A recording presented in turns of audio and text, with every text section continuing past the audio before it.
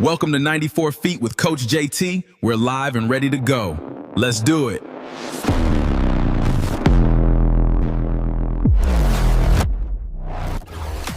Yo, mic check, 1, 2. Coach JT in the building, what it do?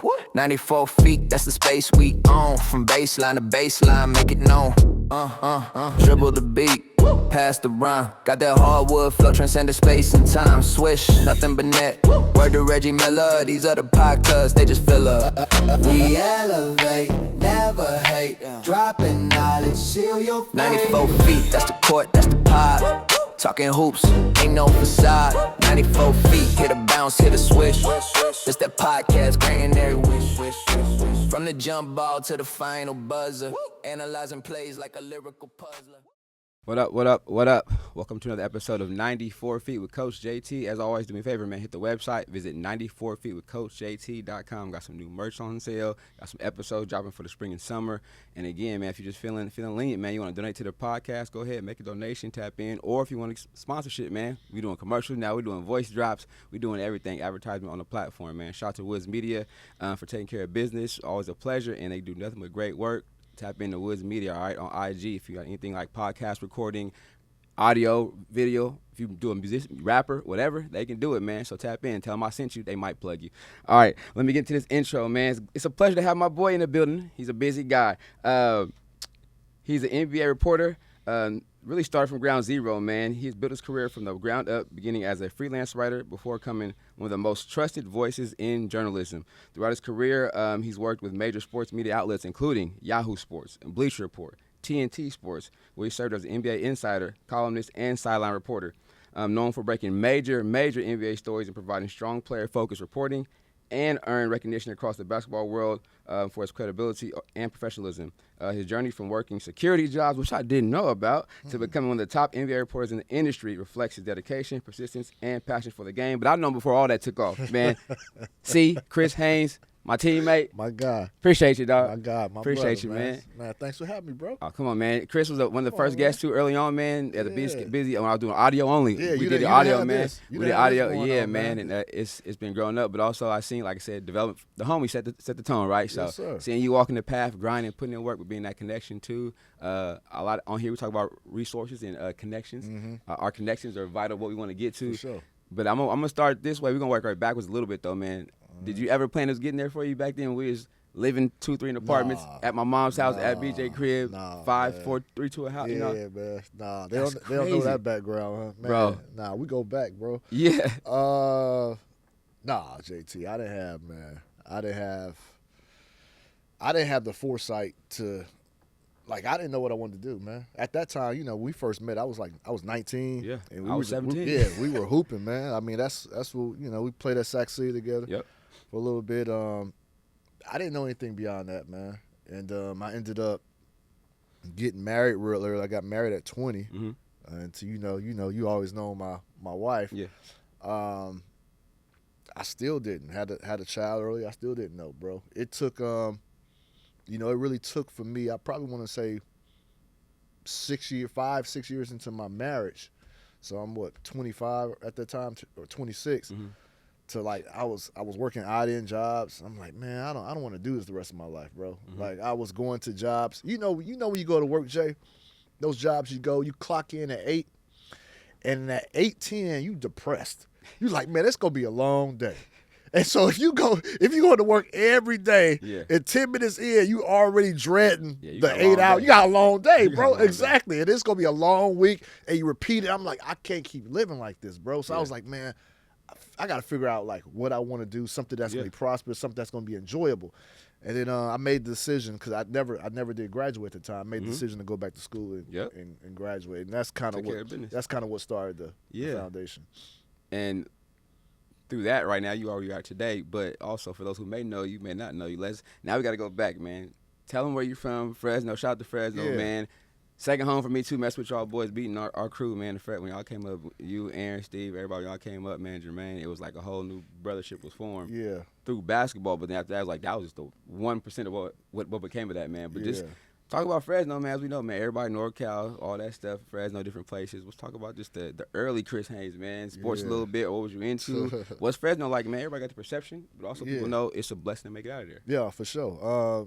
Specifically where we came from, the west side of Fresno, that's where me, Aaron and Aaron, we grew up. Me and Aaron knew each other. Has Aaron been on the show, right? Yeah, Aaron been in the audio. Oh, he ain't been in the new studio yet. Oh, he's been audio only? Yeah, he been audio. He's one of the first ones. ones, but he got to come in. JT. Yeah, so for those on Aaron, he's been in Sacramento ever since we moved up here in 2000, I believe. Yeah, 2000. Yeah, this year. That's crazy. And so we grew up on the west side of Fresno. That's predominantly where the Black, Asians, and Hispanics reside. It's the toughest part of the city.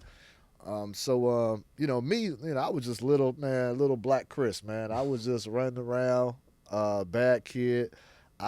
I was, I had cousins or relatives that was affiliated and doing their things, and I had a lot of older cousins, and I'm the oldest sibling. It's only me and my brother who you know, Mark Haynes, who covers the Kings for the Sacramento Observer. Yeah. But I had older cousins who they brought me around, but they kind of kept me out the street politics a lot. So, I owe a lot to them, especially my cousin Aaron Young.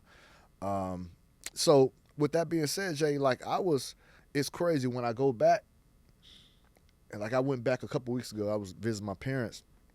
I drove around the same neighborhood, and I was looking at these houses and these buildings and these areas. I was like, I can't believe I was walking these streets. Reality, right? I wouldn't dare walk these streets now. Yeah. But that was home. That's all we knew at the time. You know what I mean? Like, it wasn't like things happened all the time. Right. But we didn't view it as extremely dangerous. We knew, okay, man, some things popped off. Let's stay away. But we just didn't know that we didn't know how deep it was. You know what I mean? And so going back as an older adult now, I'm like, man, I wouldn't dare have my kids walking these streets, man, let alone walking home. And we were everywhere, bro. So but it just gives you perspective on where you came from and and where you made it out of. And I appreciate Fresno. I love Fresno to this day, but I say this, when I made the decision to move to Sacramento, that was the first time I ever left home. And remember, Aaron and Steve came out here first. And so when they came out there, I was getting reports back from Aaron. I'm like, hey, man, what's it like up there? He's like, man, we got some cool people, cool dudes. Man, you should come up here next year, blah, blah, blah. Yeah. And long story short, I did end up coming the next year. But, Jay, I remember the first day I came out there. I came out here in, June of 2001 because I wanted to work out with y'all for the summer. Yeah, that was an uphill battle just making that team. But I wanted to work out with y'all for the summer and just get acclimated with the coaching staff and everything. And the first day I was there, I never threw up before. I threw up right outside of BJ's house because I was like, it hit me like, I'm not going. Yeah, I'm not in Fresno no more. I'm not going home. I'm out of my element, bro. Yeah. But that time I was here, a small period, but that time I was here, man, I grew so much, bro. And so leaving Fresno at that time definitely helped because you see JT, man, I go back more, but I go back a lot more in Fresno because of funerals. Yeah. And it ain't old people dying. It's people our age or even younger. Right. So I go back a lot for that. Aaron don't go back as much for that. He's not a big funeral guy. Yeah. I'm not either, but I like to go pay my respects. Yeah. And so I think coming to Sacramento and seeing that experience and then meeting you guys, man, definitely helped. Probably saved my life. Yeah, man. Definitely different experiences. Even again, once we started linked up, it was like that was our second road trip. Now where we going? Yeah, Fresno. All right, we 4-5 deep, 2 cars, riding, rain, sleet, snow. We drive up and down, hanging out, kicking it, moving around too. But also, you talked about just mom and dad. For me, I know y'all relationships are really tight, man. What about the early upbringing from moms and pops, man? Because again, man, was it your 35th on the boat? That might have been 35 or 37. All white party? Yeah, all white party. Like I think it was 37, man. I think. And I just seen you guys, already knew you guys were close, but then seeing you guys interact again that day, pops getting pops' love, moms. How's the relationship growing up with moms and pops, regardless of what the society looked like, society-wise? Yeah. Still try to find a way for you and bro to make it happen and do what you guys had to do. Yeah, I was one of the rare people in my friend group. Had a bunch of friends hung out together, but that had 2 parents in their household. And so people always looked at us as that they thought we were rich. Mm-hmm. Like, your dad's working, and y'all go to, we'll take trips like Morro Bay, San Francisco, and they thought we were rich. And we living in the same neighborhood as them, and I didn't look at myself like that. Yeah. But, man, a lot of how I was raised and what we did, we were in church all the time. My mom, so little backstory. So my mom's been in church since she got saved when she was 14. And when I'm talking about in church saved, like, my mom, you ain't never seen her pants. My mom got the dresses. You can't even see my mom's ankles. Like, she wore those long dresses. So she was real deep in the church since she was 15. My dad got into church a year before I was born. And so he was a new Christian. And so growing up in my household, so I'm born in 81. And so they got married in 80. And so I came into a household, my mom's this real deep apostolic Christian woman. My dad was a year in to his faith walk. And so, when you're new at anything, you want to go, you want to go at things to the extreme. So they were like, we went to church. Our church was right across the street. That didn't help. But we were at church 5 days a week. You know what I'm saying? Choir rehearsal, Bible study, all the meetings. And then on Sundays, people don't know that on Sundays, we had church twice a day on Sunday. Sunday morning. 8 a.m. service. Yeah, 8 a.m. Hold on, 8 a.m. Bible. What is it? Children's church. Yeah, children's church. Yeah. Then the regular service after that. Then you go home for about 3 hours, come back for night service. And so, Jake, this one thing, I hated that lifestyle growing up because Aaron and all my other friends, they had actual weekends. So, like, you're going through school, you at school, Monday through Friday. Was church-oriented. Church-oriented. So, really, I had Saturday. One day. That's it. And sometimes Saturday might be a revival or something. You know what I mean? But for the most part, I had one day in the weekend. Yeah. And then in church, black church back then, like, black church do a better job at getting you out. Time commitment. Yeah, for sure. Now, you wouldn't get home to, 10:30 at night, 11 o'clock, and go to school. So I hated, like I did. I'm sorry to admit, but I just hated growing up that way at that point. But it kept me out of trouble because I was in church a lot. I was around. But they thought we were rich. But one thing I would say about my dad, man, I had to tell him, and I don't know if I apologized, but I just said, man, I understand now. Like, my dad worked at SC Johnson Wax. They made Ziploc bags. There's a factory out there in Fresno. That factory no longer exists, but he did that for like 35 years. And he used to work these graveyard shifts all the time. That's a monster. Yeah, and he was never, like, home during the day. And so I didn't get to experience a lot of my dad's open time until my brother came of age, because back home, the Haynes family, they're known for, like, being really great baseball players. Great, my dad, my uncles, just baseball. And baseball, JT, that's one of the hardest sports to hit a baseball. That's one of the hardest things to do in life. Yeah. And so I always wanted to play baseball. I followed baseball, but my dad wasn't around. To get you. Yeah, to get me. I'm saying around. He was just working all the time. But then when my brother got like 12, my dad's work started to change, and he was around during the day. Then he ended up becoming my brother's baseball coach. Okay. So my brother became a really good baseball player. Yeah. And so I had a lot of resentment. I had a resentment towards my pops about that, man. I was like, man. But later on, when I got older, had kids of my own, and now I'm traveling and doing all these things. Kind of relate to it. I was like, Dad, you know what, man? Like, I see it now. I understand. Like, all the resentment I had and everything, the feelings were true. They were real, but I understood. Like, you still were there. You took care of the family. I didn't have a need or want for anything. And I hold that, like, and I know you and moms going, battle and bicker like everybody else. You stayed in there and you still protected and you provided. Yeah. And I appreciate that. Yeah. So, that's a little bit of. No, that's but as you know, right, that it takes that life experience from us as that perception, like, you know what, and go back and say, ooh. But again, we was young, we didn't know. Yeah. But also now it's like you get your own kids, you're like, oh, it's rough, but I see why daughter, whoever it is, seeing where I'm at or wish I was around more, but also gotta eat. Gotta eat, bro. Pay tuition, gotta do whatever. Gotta do all that, man. Stuff like that, right? You know what I'm saying? Definitely. Man, I realized you threw up the first day you got out here, man. I could believe it though. Threw up. After a while, what made you feel like kind of settled in after a while? Because It didn't take. I mean, one, I know we got a lot of stuff in common as far as how we talk to each other, our Yeah. jokes. Yeah. The sessions, y'all was man. epic.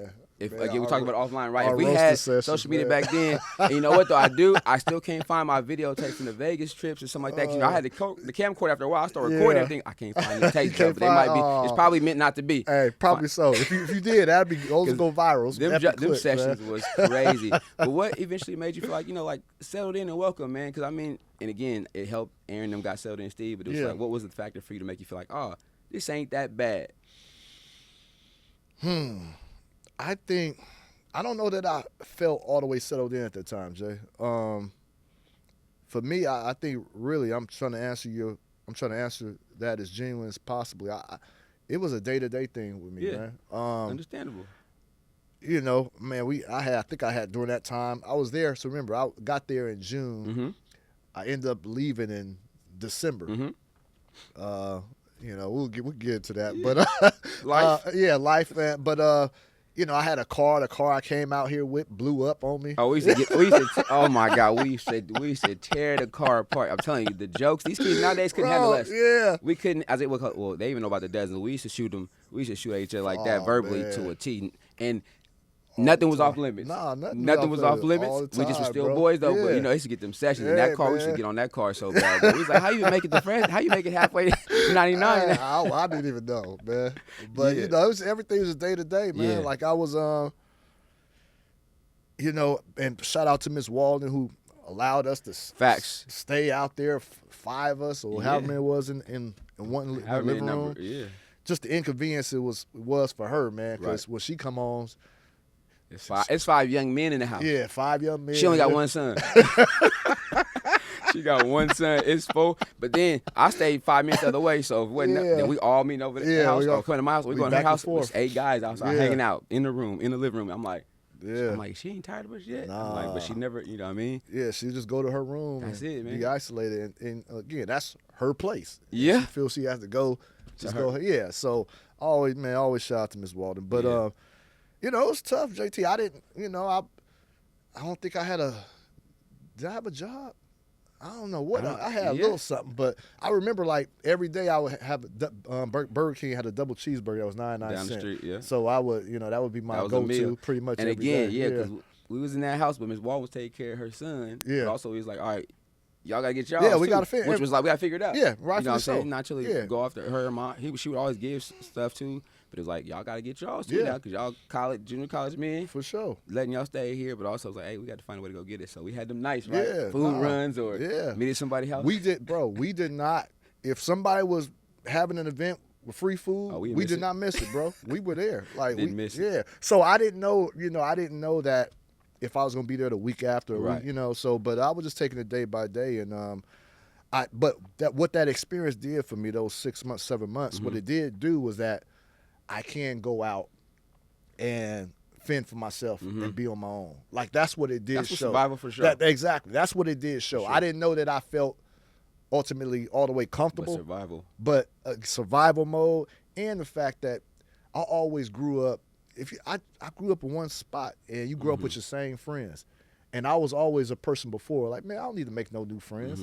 Like, if you ain't my day ones from the crib, like, I ain't fucking with you. You know what I'm saying? Yeah. Like, can I You good? I'm good. Yeah, straight. You know what I'm saying? And so then when I met y'all, you know, I'm like, huh. Again, I heard the reports from Ed all, but I'm like, all right, let me see for myself. And I'm like, oh, okay, all right. So then I became open to, you know, befriending new people. Yeah. And Definitely makes sense now. I think about the interaction picked up as you got a little more just comfortable with us personally. Yeah, Because you at first know- it was like, he don't say nothing. yeah, I'm just Over feeling quiet. people. I don't know. Bro, in Fresno, bro, You can't talk to everybody. JT, man, niggas be, man, they be scheming, plotting, Yeah, I feel bro. you. You know what I'm saying? Like, Right. I'm always on guard, man. Right. You know what I mean? Especially now. Right. And don't get, I got a lot of love for my city, but you don't know who Yeah. trying to pull something. protect you know yourself what I'm and saying? those Yeah. around you for yeah. sure. So it was always like that, man. I've heard about someone like Miss Walden. I heard about people like that. Your mom and your household. I heard about people like that in the South. Right. I got you. You know what I mean? Makes sense. Not Opening their home up. The Southern hospitality and all. Yeah, They gonna, I heard about that from white people, yeah. not from us. Right. You know what I'm saying? Yeah, because where you were. Yeah, That's yeah. right where you at. Bro, they don't do that, And it was the man. complete opposite. Complete We had op- everybody's house, eating each other food. My mom, now she wasn't tripping. Man, shout out to my moms and Miss Walton too, bro, Man, for for sure. allowing nine young men between their houses for them Man. couple of years, man. But again, it was some good times too. But definitely, I Look. said that was our safe place too, though. We knew we got 2 hours to go to, though. We Yeah. might have to pile in, but it was good to have options, right? And them activity, man. If we was out either hanging out, we knew we go somebody's house. Who we going? Yeah. Eating food, Eating food, up all night, up, hanging out, hey. bro.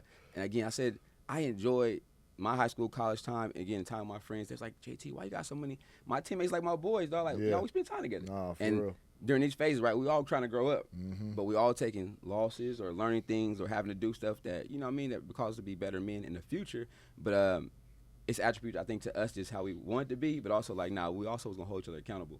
Like, we weren't just get over and not do something, or if we thought something about it, bro, you was going to hear about it. Yeah, if nah, you didn't for like it sure. or not. For But sure. I think that was early on like that. That's what made it so genuine, though. Like, we didn't fake it with each other, never. Nah, I mean, we didn't have to. I mean, the thing about it, too, was, like, you know, the further you progress in life, you should be around people who are trying to do something significant, whatever. Like, so we're all going to college, right? And so we're here to play basketball. We're here to further our education. We're here to further maybe even our collegiate basketball careers, and some of us got to do that as well.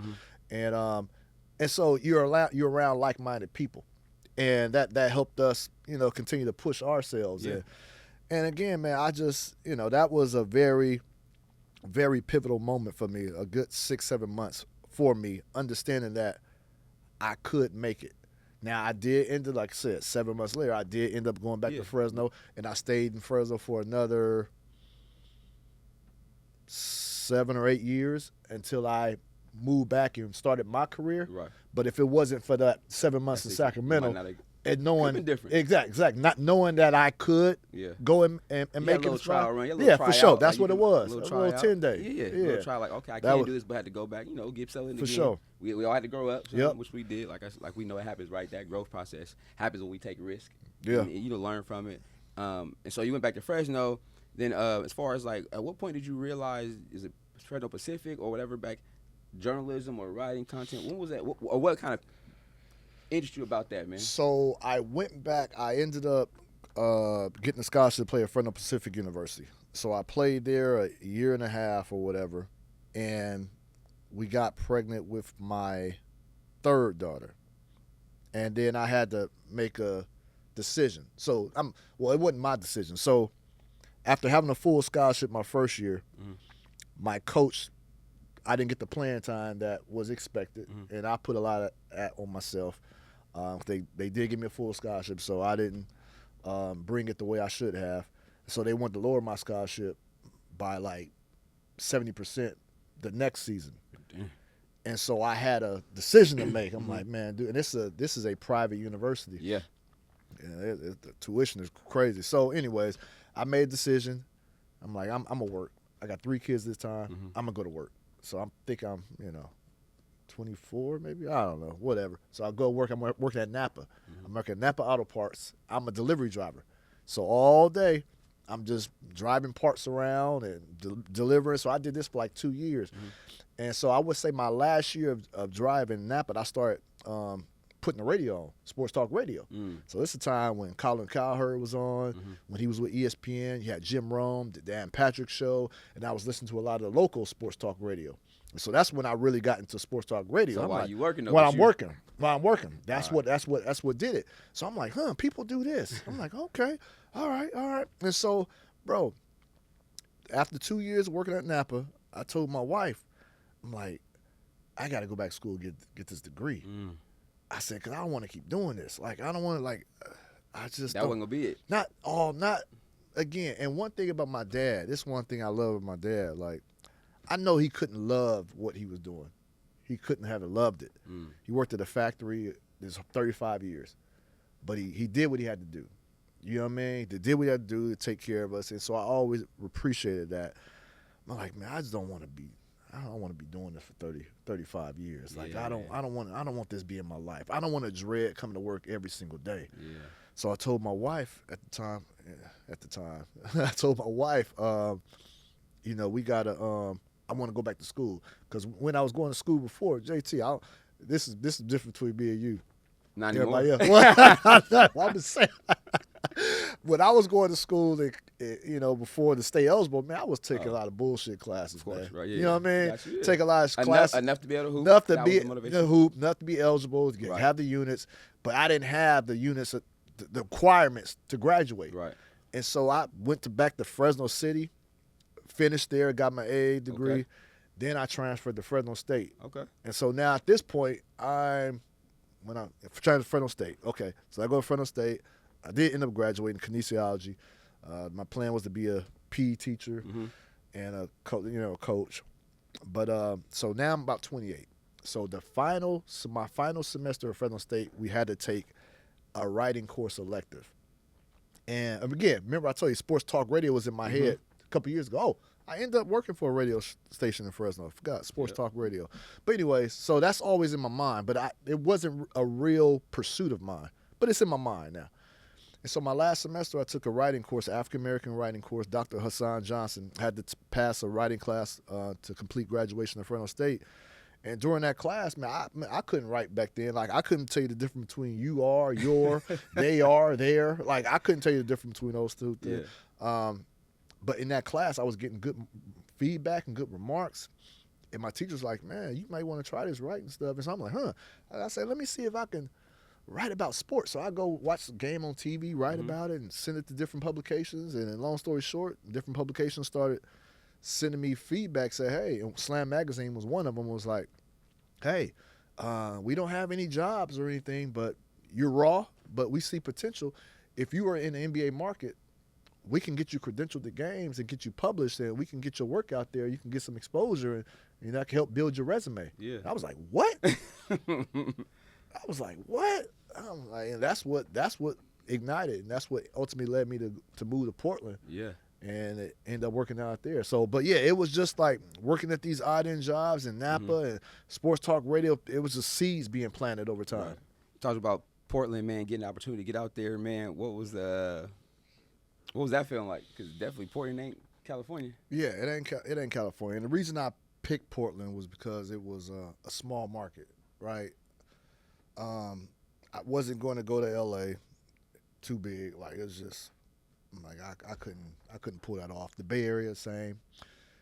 I thought about Sacramento. I was like, I was there. I want to try something different. And so I picked Portland. But my initial plan was to get a PE job during the day and then work, cover Blazer games at night. And so, because I just did graduate, I got my degree, kinesiology. And then at that time, it was funny. Probably like the last few months of graduation, before graduation hit, seemed like our instructors started warning us. To get pink slipped or something? Nah, they were warning us that schools are starting to eliminate PE positions. I'm like, oh, y'all telling us this now, huh? You're a long way from home, too. So, it was tough, bro. So I couldn't find a job during the day, man. And I ended up taking on a security guard job at a high school and at a apartment complex. So I would do that during the day, and then at night when the Blazers were home, I'd go cover Blazer games. And so I did that for a whole year. Bro, to get tapped into that market, NBA players, people who don't know, a lot of know, you and Dame got a good relationship. That's my dude. Yeah, you got a good relationship, man. Initially, now you get into the field of work that interests you even more. What was like that defining moment to like, you know what, I got my foot in the door, and I'm gonna keep this. Now I'm gonna really put, like, I'm gonna make this next push. Like, I'm gonna go up. JT, once I was in there, like once I went to my first game, got into the locker room, I was hooked. Like, I was like, I'm not letting go of this. You know what I mean? Like, I'm not going back. And again, I'm working for free. I forgot. So I'm working for free, covering the Blazers. You got to sacrifice. Yeah. And so I was like, man, I am in here. I couldn't believe it. First of all, I'm just like, you seeing Kobe come through. You seeing LeBron come through. Even with the Blazers, Brandon Roy was on the team then. LaMarcus Aldridge. Bro, like Jamal Crawford, whatever. And Dame ended up coming the next year. But It was surreal. I was so determined, and I was the only person of color in that market, the media market, sports media market. So when I would go into locker rooms, players were like, "Man, who's this dude? Like, who's this cat?" You know what I mean? At that time, y'all know I wasn't the best dresser back then. I'm coming in baggy, baggy old looking suits and stuff, and so they could tell like I'm He didn't raw. get to the custom suits that early, y'all. He had to I earn the wasn't. custom suits, man. He didn't get there off the bat. There's pictures out there, and so the players always get on me about my clothes, man. And but it was just like natural rapport, man. JT, this is one thing I noticed initially when I went into a locker room for the first time. So you've been in locker rooms now, so you see it. But I go in when the locker room opens up for the media to come in. I would see a lot of media members. As soon as a player could be sitting at his stall, he could be on his phone, he could be reading a paper or whatever, and a media member just go and just stick In their face. a microphone right in their face. Right. And I'm like, and I will see the players' reaction all the time, like no hi, no pleasantries, no nothing. Right. And so I'm like, I don't want to be that. I don't want to have that negative reaction. And so I just started like having rapport, talking to guys. Hey, you from here? Hey, I know I play against blah blah blah. You something, your family, your wife, kids, and all that stuff. And so it got to a point where players started to look forward to me coming in the locker room. We chopping it up and chatting. Yeah. And then when I did need questions answered, Easier. they were more than willing. And You built that relationship and that forthcoming, rapport, yeah, right? to give you what you need, and they will give you more. Exclusive, too. Yeah, they give you more exclusive. And so that's just something I picked up on, and it carried me even through today. And Dame, like I said, Dame is like that's my bro right there. You know what I mean? He had me in his wedding. You know what I'm saying? So it was like, and it's rare you have those type of connections as media and players because you are supposed to have that fine line, but some things happen organically, and I have relationships like that with few players in the league. So That's why he can get the exclusive content, the exclusive breakdowns, but also the upfront, the extra, right? You get the extra stuff. I mean, for a minute, I don't even know, was it COVID too, or you were doing the personal one-on-ones, interviews, pulling up on those people too? Everybody had access. Yeah. Everybody couldn't get it, but it's definitely because you built that rapport. Man, you've had some time with TNT, did this with Yahoo, stuff like that.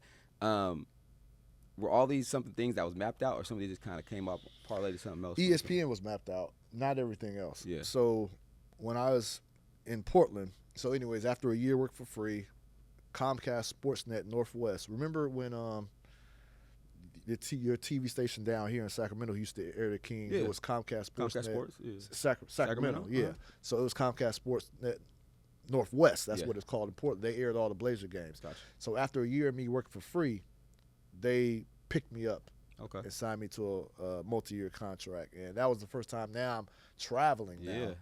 And I'm on TV down there in Portland. And that was just crazy right there, bro. Dope. Crazy. I remember when I went in for the interview, my wife was telling me, when you go in there, she said, I have a feeling they're going to make you an offer.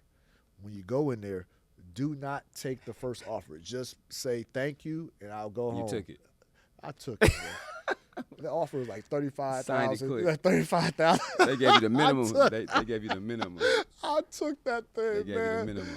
I came home. I said, was wife, hot. I got the job, but I already She probably wanted to go ham on you. So she made me go back to them and say, hey, Come on now. yeah. And so they ended up, like, we ended up Okay. working out something else with it. I was stuck on 35 that first year. Yeah. But after next year, went to 66 Okay. then So you got 70. the- okay. But yeah, so I did that. But anyways, from there, as a beat writer, I started recognizing the influence and power of being a national NBA reporter Got you. or an insider. Got you. And I'm like, because as a beat writer, you're just tucked in your own region, right? And you can't really, if you break news on somebody else's turf, people are like, oh, that's just Portland, or it's just Sacramento. Like, no, we ain't taking that serious. That's not real. You know what I mean? So I didn't know that. Yeah, Okay. and so like even when I would see what really did it for me, I would see national guys come to town for teams, and those teams will just roll out the red carpet for them, give them anything they want. Got you. And they have a lot more power. 'Cause they have more influence. They have more followers. And so I was like, I You got wanted to get to that status. I got to get to ESPN. Definitely. So ESPN was that next move. And so That's what's up. my plan This is the only plan I had in my career. Everything else just happened. Yeah. My plan was I got to get to a bigger beat to get more notoriety. And that's You what ended up in Cleveland when LeBron went back. That ride. Yeah, that ride. So that 2 years. So a lot to write on. Yeah, so that second year they won the championship. Yep.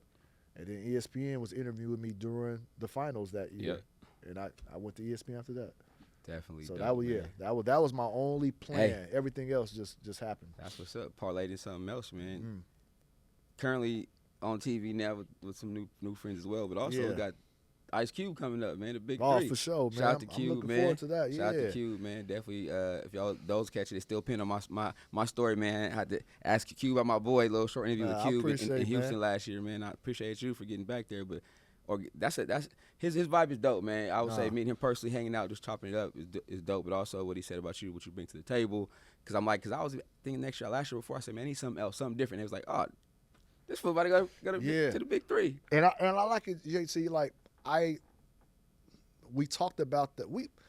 I can't say we've always talked about working together, but I've always, since he started. So this is going to be the 9th season coming up this summer. Damn. And since he started, I've been engaged and breaking their news, getting their news out there, and trying to give them some mainstream support and spotlight. And so I've always watched what they're doing. I want them to succeed. But the last year I had a little extra time on my hands. I was a free agent, and I really didn't know what I was going to do at the time. And so we worked something out, So I did sidelines for him this last season, and man, I had a ball. I had a ball, JT. All these guys, 90% of these guys, I've already covered in the league. So you already know them too. I already know them, and the thing is, they're a little more humble now. Yeah. They're humbled now. You know what I'm saying? Because a lot of these guys, it's different. When you're in the NBA, you're young, and it's no knock on them. When you're young, you probably you're big time a little bit. Big time, yeah, exactly. But then a lot of these guys, they feel like they still should be in the NBA. Right. So they're humble and they want to, do the thing, do things the right way. Gotcha. And so I've enjoyed being around them during this part of their career and their lives. And so I had a ball, man. So Bro, look forward to doing it this summer. Shout out to the homies, man. I know Dante got drafted again this year. Yeah, Chuck Dante back. got drafted. Shout out to D-Wade. Dominic Johnson was in there, man. Just everybody looking out. I think my first weekend there was in Oakland about 3 years ago. They was in Oakland getting passes, then hit you last year. Like, man, for me, bro, crazy, bro, being able to go on the court, talking, shaking hands, beating Julius Gervin, Nancy Lieberman. I'm like, we basketball people, so I'm like, everybody, I'm good, dog. I don't need nothing else. I just gotta get in the building, bro. I'm being legends, man. I'm on the elevator with Ice Cube, bro. We talking like, I don't care, man. I'm like, but again, the relationships, right? Yeah. The people, and I tell these kids I coach, teach, do right by people. For you sure. never know. Look how it's gonna come back. And it was one call. He was like, Jay, I got you. I was like, I'm there. He said, don't worry about it. Yeah. Like that type of right there is so fire, bro. But also, keep doing the work you've been doing too, man. I know it was a blessing to be here. And again, we talk about it. Sometimes we get events and together.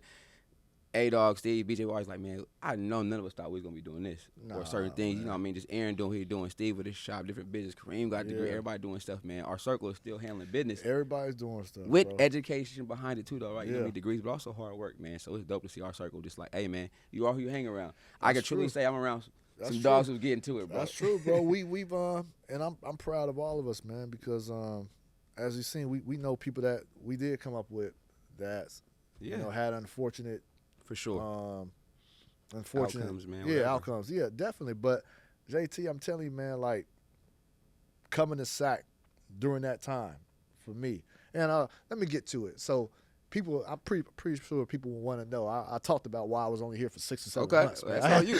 That's on you. Exclusive. You know me. I'm gonna just roll with it. That's on you. Jason, that's on you. Hey, you know what I'm saying? Hey, man, I had to get my wife back, man. Yeah. We broke up. Right. We broke up at that time, and some shit happened down there that I didn't like, man. And you gotta make a decision. Yeah, man. I went back and something you had to do. You felt like you I went back and I had to go get her. And we all said we may have joked about it then, but it's like that's what you had to do. You had to do. Yeah. You know what I'm saying? And that's life too, right? Yeah, especially man, at the point now where it's like, hey, I do, JT. I do have regrets though always have regrets about leaving at that time. Yeah.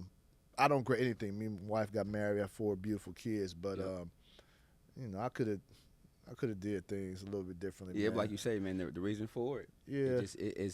But the time you were here though, It was some of the best times we had. I don't care what nobody said. I had fun. Some of the best times we I still do feel like I missed out.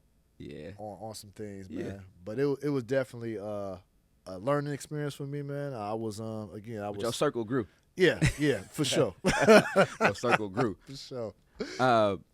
At the end of the show, bro, as you know, basketball triple threat is when you dribble, pass, shoot the ball. But I asked all the guests, like I asked you before, your personal triple threat currently right now, because man, it was 5 years ago. I did the interview via whatever, so things have changed. But just give me 3 things from yourself, see that people who know, listening and watching, can see how you handle yourself, or if they want to hire you for whatever it is, what you're gonna bring to the table, man. Give me your personal triple threat. 3 things that, like, say, that can stamp you, who you are, how you move. So I'll say this, Jay, and I think this segue into what how I ended talking about like my path. Like I do my whole. So I stepped into the game 2010. So I'm 16, 17 years in. I had one plan during that time, that's become national and getting ESPN, which I did. After that, everything TNT wanted me to come do sideline report. I've never done that before, never ever. And now I'm here. It's a new terrain in the NBA because now you got Prime, Amazon Prime is one of the TV partners, and I work with them. And so I didn't have Amazon before that. And so, like, streaming is new to me. Right. You know what I mean? So then the new show, the Association on NBA TV, for those who didn't know, TNT used to run NBA TV. Right. And it used to be in Atlanta. Right. Now TNT doesn't have NBA rights. Right. And so the NBA took over NBA TV, and it's now based in L.A. Okay. So that's why I'm in L.A. every week. Makes so sense. Amazon is in L.A. and NBA TV, so I can tackle both things. Cool. But NBA TV, I don't know if you noticed, JT, but I had to host a show, a whole 3-hour show for the first time ever in my career. Our host, MJ Ruiz Acosta, shout out to her, MJ, she got sick the last minute. 3 hours is long. 3 hours is hella long, bro. And folks don't know about hosting, man. It's not tough. You got people in your ear telling you go to this, you're reading the teleprompter. Yeah. You're like, it's a lot that goes on. Yeah. And I did it, man. I enjoyed it, bro. I had a ball. Dope. And they want me to do some more. That's and dope. so, Jay, I'm bringing all that up to say, I didn't plan on being a sideline reporter. Ended up falling in love with it. And now I do that. I'll be doing sideline reporting this is not out, but I'll be doing some sideline reporting for Amazon Prime for the Summer League games. Dope. They also, continue with the Big Three doing some sideline work. Yeah. And a host, like I never thought I'd be a host. Hosting a podcast is a little bit different, but a TV host, like I never thought I'd be doing that. Yeah. And so a lot of opportunities that just came to me because they seen your work or they seen your rapport with your guests. For sure. Or they just heard word of mouth, like how solid of a dude you are. Facts. And that's what, and my wife gets on me about that. You need to know your next step. And I have some interest. Yeah. But I don't know that I have. I'm being honest. I don't know that I have a plan. Yeah. I've just been really fortunate that people seen something in me. The value and what you bring to the table. Yeah. And they wanted to bring. And so I just say, be as versatile as you can. Yeah. And do people right. Facts. And ultimately, I think you'll be taken care of. That's what's up, man. If y'all not following my guy, follow him, tune in. And when y'all see me reposting stuff, it ain't just fake because I really know this dude, That's but also rough. proud of my dog because we support each other. Like I said, we've all been through it together, but also still pushing. But like I said, we really ain't slowing down. Nah, man, Everybody I see getting you to ain't it. something, bro. Look at what. Hey. So I'm what 180? Yeah, What- probably around yo, 180 right come now, on, man. bro. Shout out to Woods Media. Come Like on, I said, man. I went from on the computer during COVID at home to a studio, and again, man. But it's been, like I said, though. So you've been pushing the bar. I'm like, damn, okay, Chris doing this. All right, man. Let me get my resume right. Yeah, you doing it. Hey, You know what I'm saying? listen, because most people, all right, everybody has a podcast, right? But not everybody can get to 180 episodes. You know what I'm saying? Like, Trying to that stay takes with it. persistence. Yeah, right? yeah, Because for sure. sometimes you get down, like, oh, my views ain't I coming. mean, but my you know numbers too, ain't right? coming. Trying to call guests. Yeah, lock all them that, in, all that, all that too, all right? the behind the scenes stuff. Yep. Yeah, bro. So Yes, sir. I applaud you for staying true to it, man. Nah, I appreciate you, man. Y'all could be on the lookout, man, because I'm sure I'll be right behind Chris, Big Three, somewhere with a camera, watching him got do you, his bro. thing this summer, man, because I it's got dope you. to see the environment. But also, we represent for our cities, too, as well, but our families as well. But also, we love the game of basketball, man. So No doubt. we give to the game and we getting back. So you deserve everything's coming your way, too. Shout out to Woods Media, man, in the back, man. We just, again, the dopest place. If y'all need any type of media, audio, whatever they can do it, visual, everything, man. It's the one-stop shop, man. Tap in, Woods Take you Media. up on that, man. Hey, man, we here. I might take you up on that, Yes, sir. Man. Hey, you heard it here first, man. Chris Haynes, Coach JT, 94 feet. We out. Peace.